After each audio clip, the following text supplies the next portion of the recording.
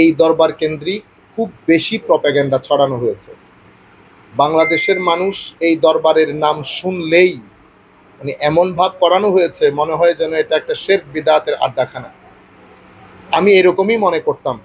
Propaganda এতই খারাপ জিনিস, এবং আমরা কোনো না কোনোভাবে বাংলাদেশের শিক্ষিত, অর্ধশিক্ষিত, একেবারে আমরা যারা লেখাপড়া করি নাই, প্রত্যেকে কোনো না কোনোভাবে এই প্রপাগ্যান্ডার সাথে জড়িয়ে যাচ্ছি।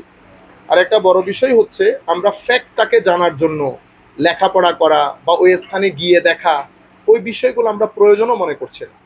এবং আগ থেকে আমরা এই প্রপাগ্যান্ডার কারণে আমরা একটা মনস্তাত্ত্বিক একটা সিদ্ধান্ত নিয়েই রাখি যে জায়গাটা মনে হয় এমন। আমি যেটা মনে করতাম সেটা হচ্ছে এরকম, কিন্তু এসে দেখলাম এটা একটা দুনিয়া। এটা আমি ভাষায় প্রকাশ করতে পারবো না। আল্লাহ রাব্বুল আলামিনের দয়ায় আমি পৃথিবীর অনেক জায়গায় যাওয়ার সৌভাগ্য হয়েছে, কিন্তু এটা একটা অন্যরকম এক্সপিরিয়েন্স। আমি প্রত্যেকে যারা শুনছেন, আসেন দেখেন, আল্লাহর ওলিরা এক একজন এক এক ধরনের বাগান সাজিয়েছেন। এই বাগানের মধ্যে আমি যেটা পেয়েছি, মানে, এবং তাসাউফের মধ্যে সুফিয়ায়ে কেরাম তরিকতপন্থীরা মূল যে ঘ্রাণ দিয়ে তাদের বাগানটাকে সাজান, সেটা হচ্ছে আদবের ঘ্রাণ, মহাব্বতের ঘ্রাণ। এখানে প্রত্যেক মানুষ আসেন, ভক্তি শ্রদ্ধা নিয়ে থাকেন, নামাজে, তসবি তাহলিলে, এবং শেষ রাত্রে তাদের একটা বিশেষ আবাদত আছে। এটা একটা অ্যামেজিং, মানুষকে পরিবর্তনের জন্য, মানুষের অন্তর পরিবর্তনের জন্য, নেগেটিভ এনার্জিগুলোকে ভিতর থেকে বের করে পজিটিভ এনার্জি দিয়ে ভিতর জগৎকে সাজানোর জন্য এটা একটা দারুণ বাগান। এবং এখানে কি মানুষ কি পরিমাণ বেনিফিটেড হচ্ছে, আমি যদি শুধু খাওয়া দাওয়া ধরি, যেই পরিমাণ মানুষ খাদ্য আহরণ করে 2-3 দিনে, আমি আমি আমার মনে আমি আমি আমি জানি না বাংলাদেশের কোনো জায়গায় কোনো ব্যবসায়ী মানুষ এই পরিমাণ মানুষকে খাদ্য দেয়। এটা আউযু বিল্লাহি মিনাশ শাইতানির রাজিম, বিসমিল্লাহির রহমানির রহিম, আলহামদুলিল্লাহ, ওয়াসসালাতু ওয়াসসালামু আলা রাসূলিল্লাহ ওয়া আলা আলিহি ওয়া সাহবিহি ওয়া মান ওয়ালা, আম্মা বা'দ। যারা যেখান থেকে বসে শুনতেছেন সবার প্রতি আন্তরিক মোবারকবাদ, ধন্যবাদ, সশ্রদ্ধ সালাম, আসসালামু আলাইকুম রাহমাতুল্লাহ। আমরা আজকে যেখানে এসেছি আপনাদের সকলের কাছে, পুরো বাংলাদেশের কাছে পরিচিত একটা জায়গা, আট্রসি দরবার। এই দরবার কেন্দ্রিক আমি প্রথম যে কথা আপনাদেরকে বলবো, এই দরবার কেন্দ্রিক খুব বেশি প্রপাগ্যান্ডা ছড়ানো হয়েছে। বাংলাদেশের মানুষ এই দরবারের নাম শুনলেই মানে এমন ভাব করানো হয়েছে, মনে হয় যেন এটা একটা শিরক বিদআতের আড্ডাখানা। আমি এরকমই মনে করতাম। প্রপাগ্যান্ডা এতই খারাপ জিনিস, এবং আমরা কোনো না কোনোভাবে বাংলাদেশের শিক্ষিত, অর্ধশিক্ষিত, একেবারে আমরা যারা লেখাপড়া করি নাই, প্রত্যেকে কোনো না কোনোভাবে এই প্রপাগ্যান্ডার সাথে জড়িয়ে যাচ্ছি।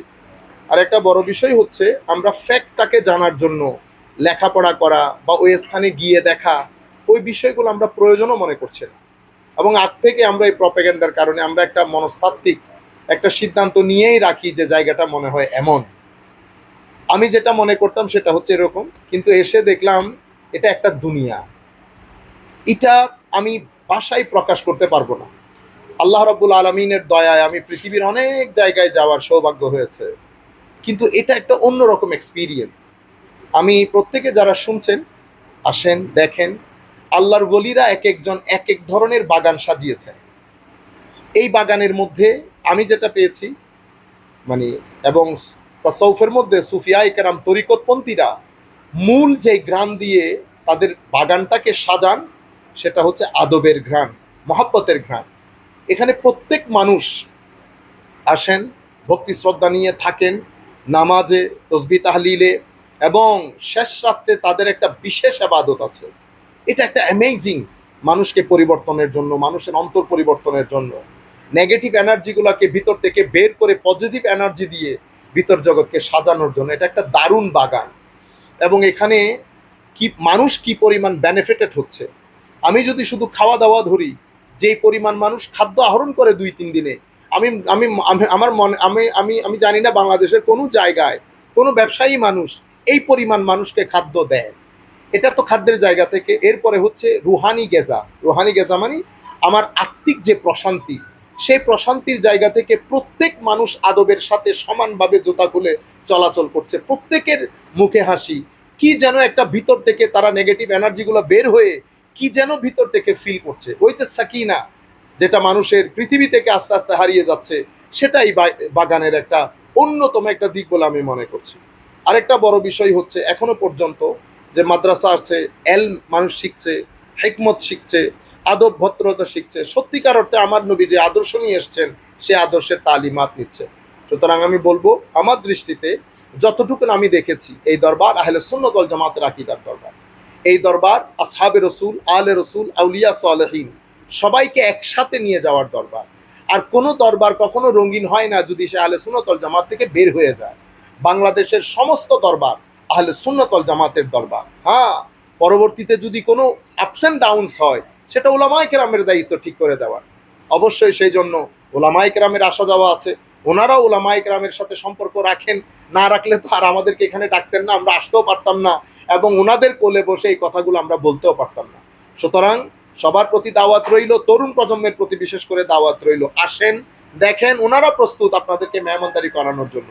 যতদিন মন চায় আপনারা থাকতে পারবেন। এভাবে অন্যান্য আউলিয়ায়ে কেরামের দরবারে যান, আউলিয়ায়ে কেরামের দরবারে থাকেন, সময় কাটান, এরপরে আপনারা অনুভব করতে পারবেন। আমরা চাচ্ছি তরুণ প্রজন্মের যে মাইন্ডসেট তৈরি হচ্ছে, সেই মাইন্ডসেটকে ভেঙে দিয়ে আসল যে দিন ইসলামের মাইন্ডসেট সেটা তৈরি করার জন্য। ধন্যবাদ সবাইকে, ধন্যবাদ যারা যেখান থেকে বসে শুনছেন। সবাইকে আসসালামু আলাইকুম ওয়া রাহমাতুল্লাহি তাআলা ওয়া বারাকাতুহু।